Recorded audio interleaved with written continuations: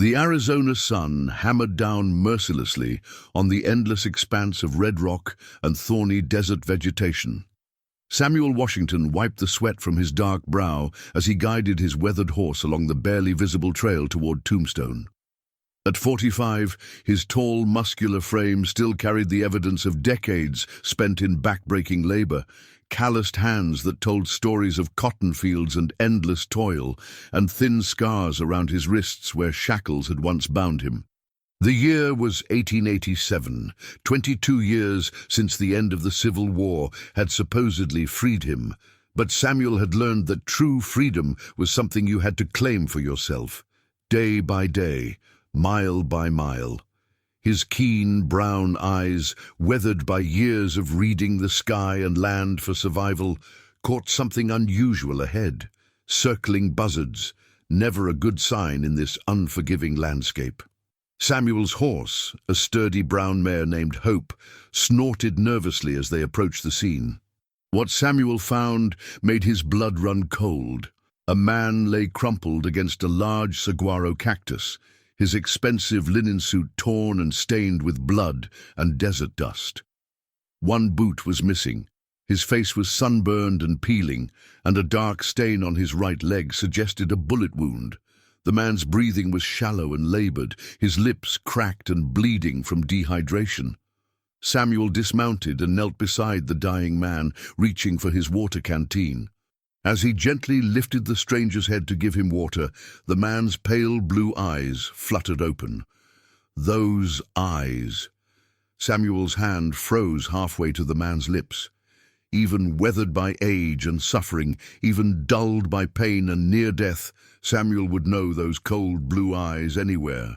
The same eyes that had watched him being whipped, the same eyes that had looked at him like he was nothing more than property to be bought, sold, or discarded. Colonel James Whitmore, his former master.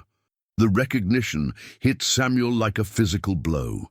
His mind raced back 25 years to the Whitmore plantation in Georgia, the endless cotton fields, the overseer's whip, the cramped slave quarters where families were torn apart on a master's whim. He remembered the day Whitmore had sold his wife Sarah to pay gambling debts. He remembered watching his 8-year-old son Moses being dragged away in chains because the boy had dared to learn to read. Samuel's hand trembled as emotions crashed over him like a desert flash flood, rage, hatred, pain so deep it felt like drowning.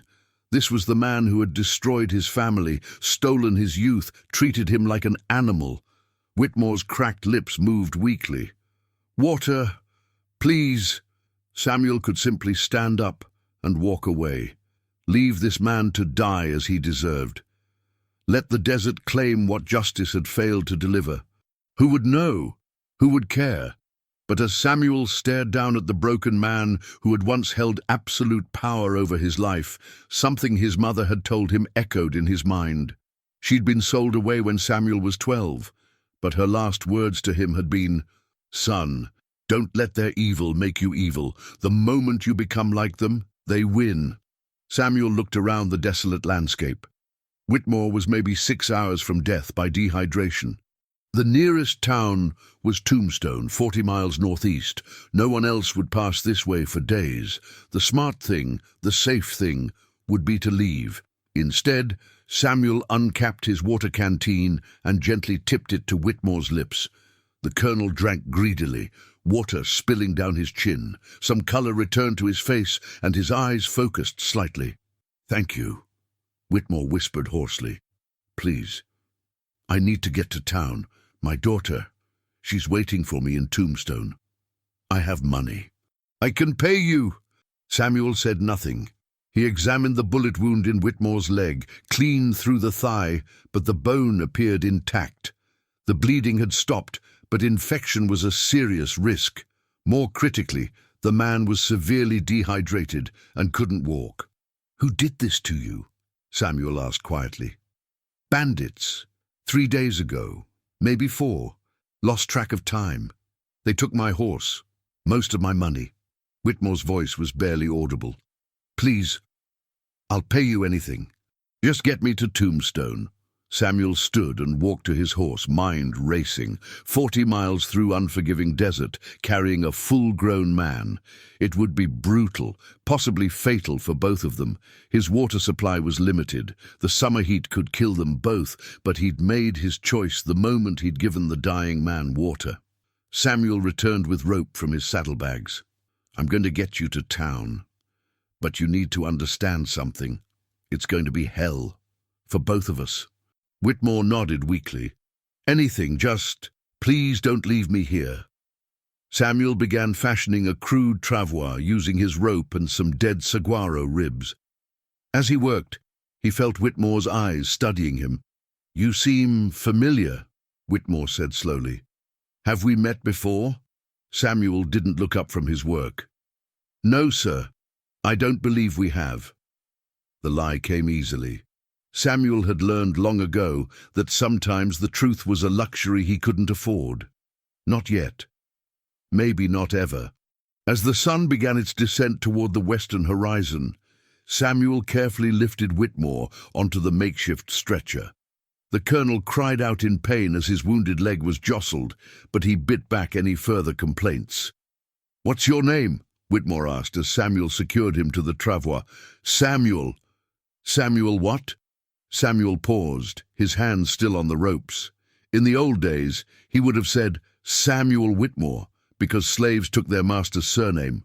After the war, he'd chosen his own name, Washington after the first president, because he believed in the idea of freedom even when freedom seemed impossible. "Just Samuel," he said finally. Samuel tied the travois to Hope's saddle and began the long journey north. The desert stretched endlessly ahead, a sea of red sand and stone, broken only by the skeletal arms of cacti reaching toward a merciless sky. As they traveled, Samuel's mind wandered to those dark years on the plantation. He remembered Whitmore as a young man then, barely 30, inheriting the estate from his father. Unlike some masters who were simply cruel, Whitmore had been worse, coldly indifferent to the humanity of those he owned. But now, as Samuel looked back at the broken man on the travois, he saw something different. Age had humbled James Whitmore. The proud aristocrat was gone, replaced by a frightened, wounded man completely dependent on the mercy of a stranger. The irony wasn't lost on Samuel. The man who had once owned him, who had held power of life and death over him, now owed his very existence to Samuel's choice to show compassion.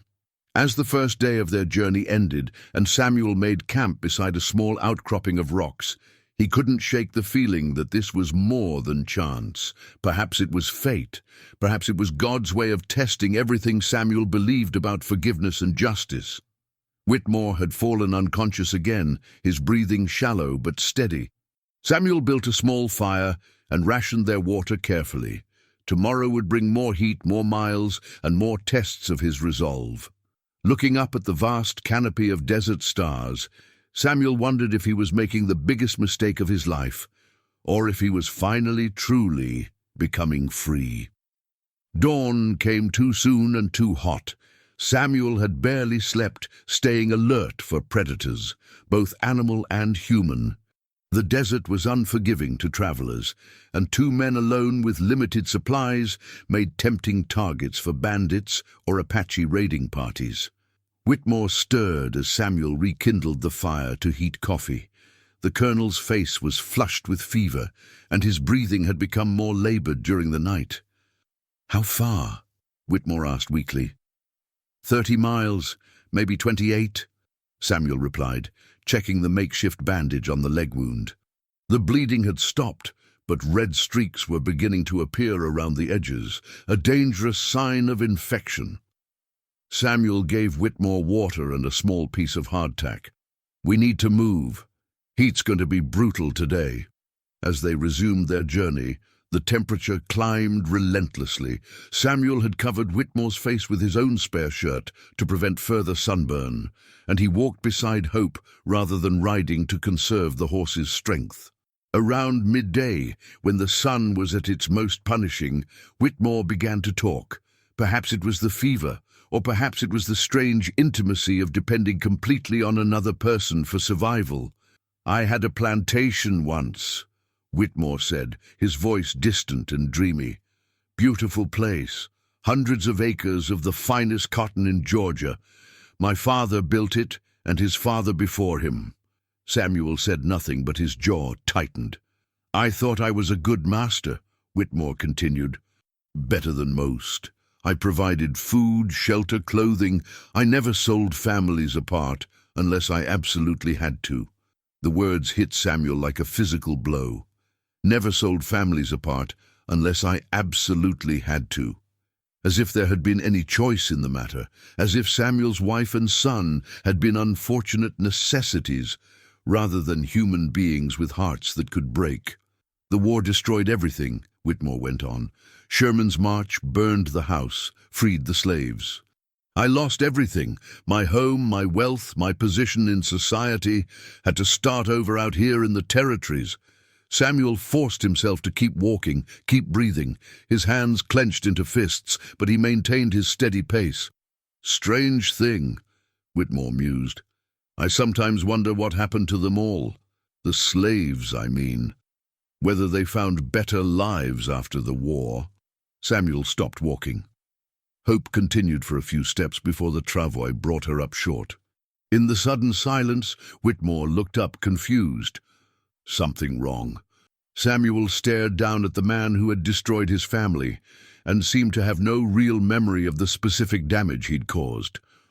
For a moment, the desert shimmered around them like a mirage, and Samuel felt as if he were balanced on the edge of a cliff. He could tell Whitmore exactly what had happened to his property. He could describe watching Sarah being loaded into a wagon, screaming his name. He could explain how Moses had tried to run back to him, only to be beaten unconscious and dragged away. He could detail the 22 years of searching, of following dead-end leads, of hoping against hope that his family had survived. Instead, Samuel resumed walking. No, sir. Just checking the rigging. They traveled in silence for several hours. The only sounds the soft thud of Hope's hooves and the scraping of the travois across sand and stone. The heat was becoming dangerous even for Samuel, who was accustomed to hard outdoor work. Late in the afternoon, they crested a small rise and saw a sight that made Samuel's heart sink. Dust clouds on the horizon, moving in their direction. Riders, at least 3 of them, moving fast. Samuel quickly guided Hope down behind the ridge and grabbed his rifle from the saddle. What is it? Whitmore asked, instantly alert despite his fever. Company coming. Stay quiet. Samuel crawled back up the ridge and studied the approaching riders through the heat shimmer. 3 men, heavily armed, riding hard in their direction. They could be innocent travelers, but innocent travelers didn't usually move with such predatory purpose in the deep desert. As the riders drew closer, Samuel could make out more details. Rough men with the look of outlaws, unshaven, wearing an odd mixture of Mexican and American clothing, horses showing signs of hard use. One of them was examining the ground, following their trail. Damn, Samuel muttered. These weren't random travelers. They were tracking him and Whitmore. He slid back down to where Whitmore lay. Bandits, Samuel said quietly. 3 of them following our trail. They probably think you're carrying more money than you showed them. Whitmore's face went pale. What do we do? Samuel studied their position. The ridge provided some cover, but not much. His rifle was accurate, but 3 against 1 were poor odds, and he couldn't abandon the travois for a running fight. Can you handle a gun? Samuel asked. Whitmore nodded weakly. I was an officer in the war. Samuel handed him a revolver from his saddlebag. 6 shots, make them count. The bandits crested the ridge 15 minutes later, spreading out in a practiced flanking pattern. Samuel had positioned himself behind a large boulder with a clear field of fire, while Whitmore lay hidden behind the travois 20 yards away. We know you're down there, one of the bandits called out in heavily accented English. Send up the gringo and nobody has to die today. Samuel remained silent, rifle trained on the center rider. A lean man with a black mustache and silver-studded gun belt. You don't answer. We come down shooting, the bandit continued. The gringo owes us money. That's when Samuel understood. These weren't random bandits. They were the same men who had shot and robbed Whitmore days earlier. They'd come back, probably realizing they'd left potential wealth behind in their haste to escape. "Last chance!" the bandit shouted. Samuel made his decision. He stepped out from behind the boulder, rifle raised but not directly threatening. "The man's half dead," Samuel called out. "Whatever money he had, you already took it." The lead bandit laughed. "Maybe so, but a rich gringo like that, he got to have more hidden somewhere. We take him back to Mexico, send word to his family. Rich people always pay good money for family." Kidnapping. They planned to take Whitmore across the border and ransom him. In his condition, Whitmore would never survive the journey. "He won't live that long," Samuel said, still trying to negotiate. "Man's got fever, infected bullet wound. He'll be dead in 2 days." "Then we better get started," the bandit replied, spurring his horse down the slope. Samuel had no choice. He brought the rifle to his shoulder and fired. The shot echoed across the desert like thunder. The lead bandit jerked backward in his saddle, clutching his shoulder, but managed to stay mounted. The other two immediately opened fire, bullets striking the rocks around Samuel's position. Samuel dove for cover as gunfire erupted. From his position behind the travois, Whitmore managed to get off 2 shots, one of which caught a bandit's horse in the flank, sending rider and mount tumbling down the rocky slope. The firefight lasted less than 5 minutes, but felt like hours. When the dust settled, 2 bandits lay dead, and the third was fleeing north on a limping horse, clutching a wounded arm. Samuel emerged from cover, ears ringing from gunfire. He checked on Whitmore, who was conscious but shaken. "Nice shooting, Colonel," Samuel said, reloading his rifle. "You saved my life," Whitmore said, looking at Samuel with something approaching wonder. Again, Samuel helped Whitmore back onto the travois and checked his wound. The excitement and stress had caused some bleeding to resume, but it wasn't serious. As they resumed their journey, Samuel found himself thinking about the man he was risking his life to save. In the gunfight, Whitmore had fought beside him without hesitation, despite his condition. The same man who had once owned him had just helped defend their position with courage and skill. "Samuel," Whitmore said as they traveled, his voice thoughtful, "I want you to know what you're doing for me. It's more than I deserve, more than most men would do for a stranger." Samuel kept walking, his boots raising small clouds of dust with each step. "No man deserves to die alone in the desert," Samuel replied quietly. As the sun began to set, painting the desert in shades of gold and crimson, Samuel spotted something that made his heart leap with hope, smoke rising in the distance. Tombstone was still miles away, but there was another settlement ahead, a small way station where they could rest, get medical help for Whitmore, and resupply for the final leg of their journey. But as they drew closer to the settlement, Samuel began to wrestle with a new dilemma. Soon they would be around other people, people who might recognize Colonel James Whitmore, people who might ask questions about who Samuel was and why he was helping this particular white man.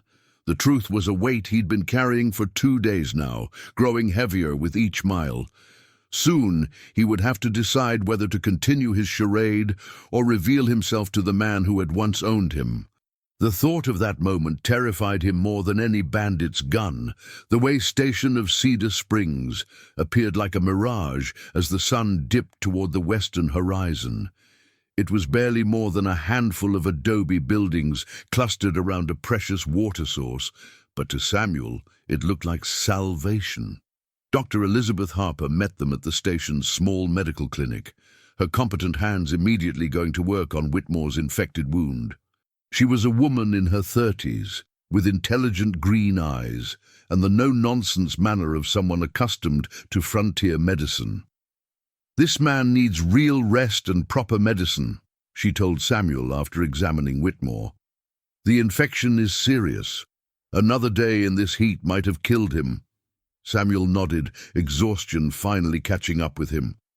For 3 days he'd pushed himself to the limit, and now the adrenaline was fading, leaving him drained. "There's a room in the back where you can clean up," Dr. Harper said, studying Samuel with curious eyes. "You look like you've been through hell." As Samuel washed the desert dust from his face and hands, he caught sight of himself in the cracked mirror above the basin. The man looking back was gaunt, sunburned and aged by the ordeal, but there was something else in his eyes, a mixture of exhaustion and a strange kind of peace. When he returned to the clinic, he found Dr. Harper tending to Whitmore, who was now conscious and lucid for the first time in days. "My friend here tells me you carried him 40 miles through the desert," Dr. Harper said to Samuel.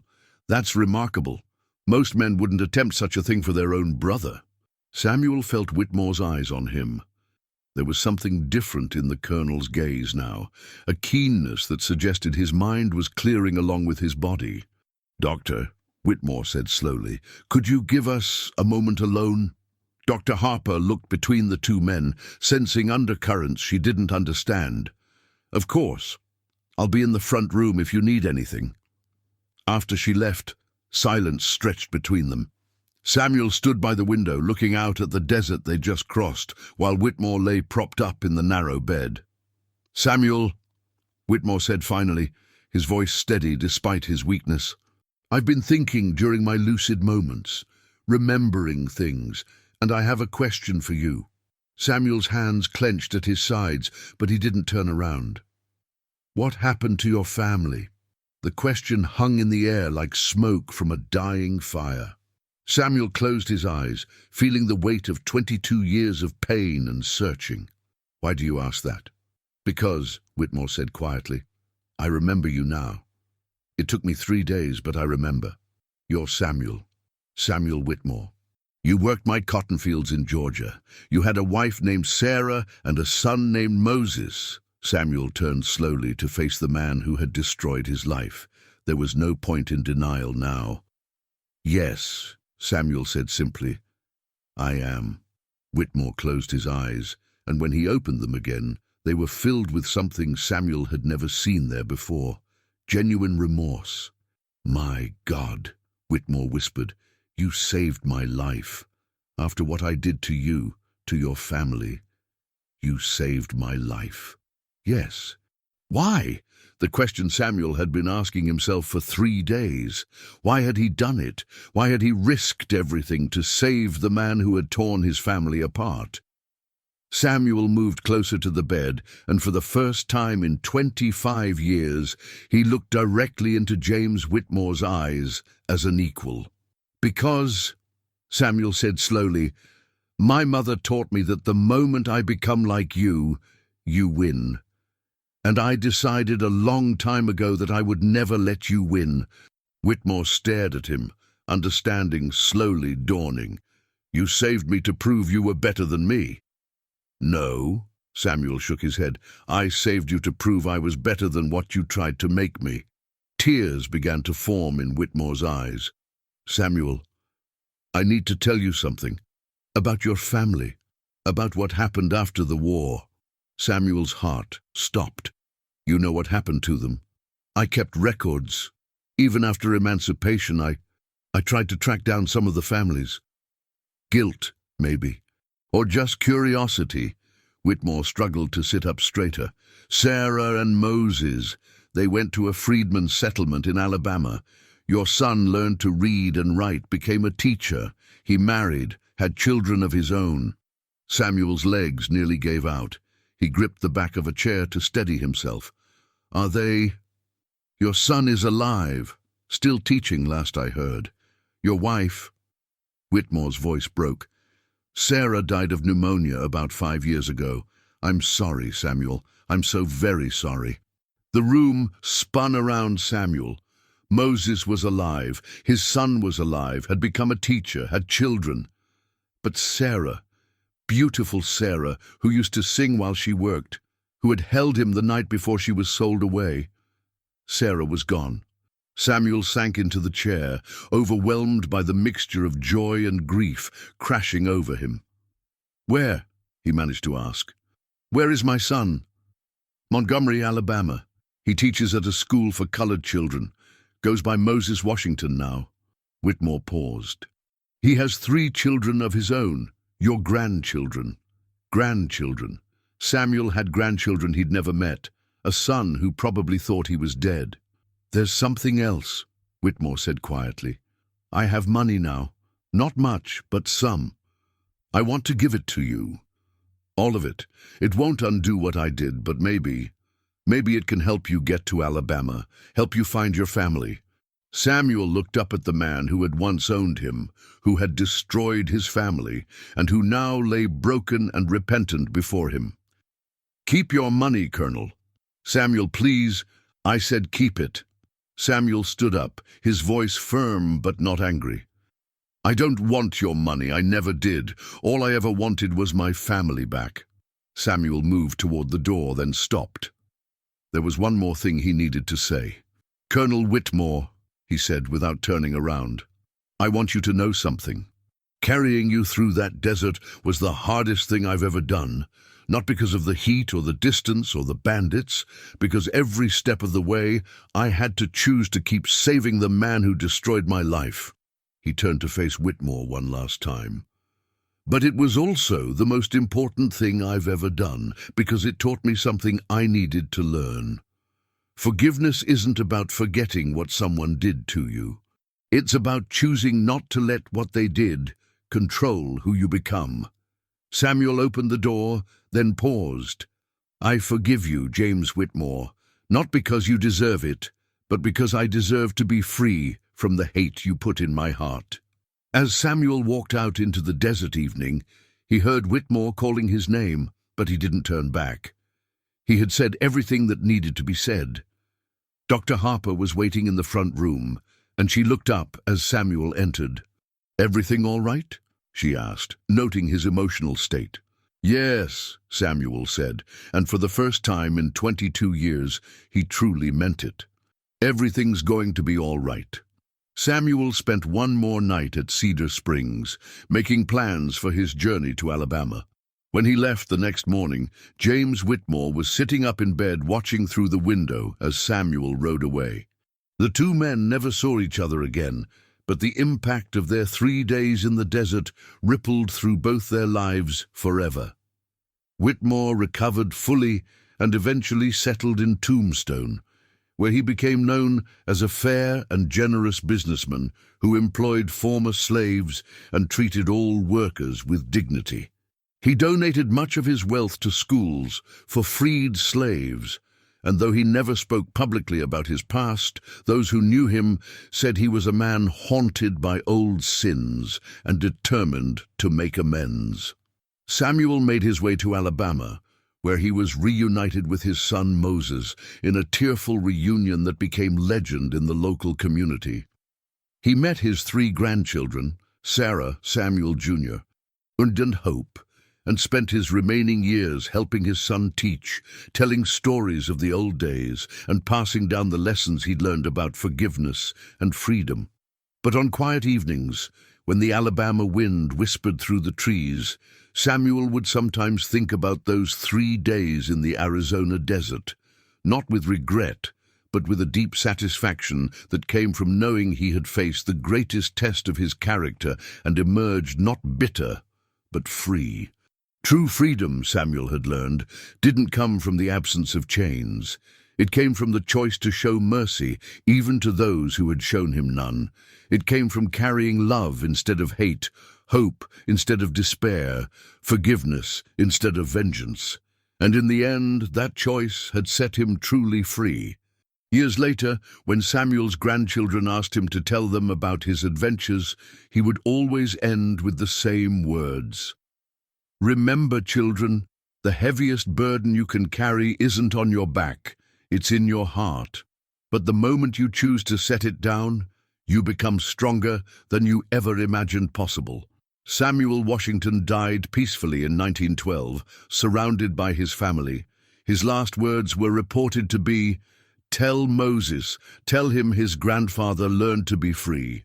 The story of the former slave who carried his master through the desert became a legend passed down through generations, a testament to the truth that the greatest victories are won not on battlefields, but in the human heart, one choice at a time. And in the end, that was enough.